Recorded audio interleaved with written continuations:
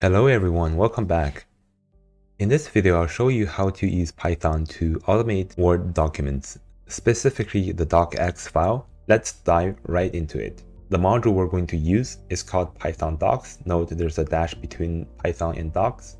And the naming convention is a bit weird because we need to use python-docx when installing it. But for our actual Python program, we need to import docs instead of python-docx. The python-docx module works with any docs file. If you don't want to use the Microsoft Word application, you can try Google Docs or LibreOffice. Both are free alternatives that support the docs file format, and they're as good as the Microsoft Office suite. So feel free to give them a try. I'm going to use this Word document on the left-hand side to demonstrate how to use the python-docx library. First of all, we need to import docs, of course. We need to create a document object, which we'll call document. Basically, this document object represents the docs file. Inside this document object, we can add various elements such as the headings, paragraphs, pictures, etc. I'm going to use the document.addHeading to add some heading text to the document. The first argument inside addHeading is just the text you want to add for the heading. And the second argument is essentially an integer ranging from 0 to 9 that represents different heading styles. As you can see here, these styles correspond to the ones that we can pick from the style menu inside the Word application. Next, I'm going to show you how to create paragraphs, or just really any text. We can start a new paragraph by using the addParagraph method, and we can actually just write a whole sentence or a whole paragraph using this method. However, if you want to style part of the sentence or put a variable in the middle of a sentence or a paragraph, we'll need to use the run object, which is basically any text. It can be a character, a word, a sentence, or even a full paragraph. To illustrate what a run object is, let's take a look at this example. We want to write this line of text. This is a Microsoft Word document example. You'll notice that the MS Word is in bold, and the word example is in a larger font, also green color. The way to do this is that we have to group the consecutive words with the same style into the same run object.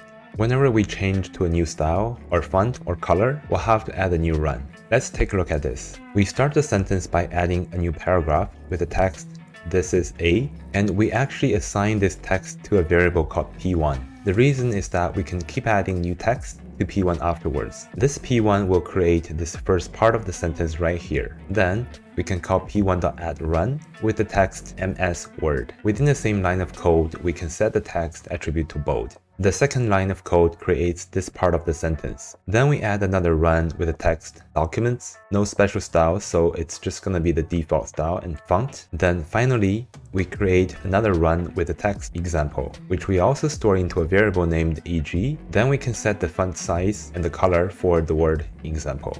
Hopefully that was straightforward, but to really understand what's going on behind the scene, let's take a look at the variable P1. And it's a paragraph object, which is basically a list of runs. We can use p1.runs to check. And inside this list, each run object was added by calling the addRun method. Of course, except the first run, which was created by the addParagraph method. And if we want to check the variable EG, and no surprise, this is also a run object because we used the addRun method to create it. I hope this demo helps explain runs and how to construct a sentence with different fonts and styles using runs. Let's try adding a picture into the document, and it turns out pretty easy. We just need to call document.addPicture, passing the picture file location. And we can also set the picture size with the width and height parameters. If we don't want to specify the width and height, it will use the picture's original size. If only one of the width or height is specified, then that argument will be used to calculate the other dimension so that it can preserve the aspect ratio of the image. Next, let's add a table to our document, and you might have already guessed it, it's document.addTable. We can specify the number of rows and columns. Let's make a table with 2 rows and 4 columns. We can access each row of the table using table.rows, then passing the row index. Let's assign this to a variable named first row. So this is the first row, and then let's fill out this table by adding text to each cell. In the first cell, we'll write first name, second cell we'll write last name, third cell, purchase, and the fourth cell we'll write unit. Moving on to the next row, the second row. So similar to the first row, we can create another variable called second row, and then we write the information to each cell inside this row. So let's do that. So we just created a paragraph using runs. We added the picture and then we created a table inside the same document. Now let's save the document by calling document.save and passing the destination file location. Let's check the file. And here we go, we just created a Word document using Python instead of any Word application. If you liked the video, please give it a thumb up. Thanks for watching. I'll see you in the next one.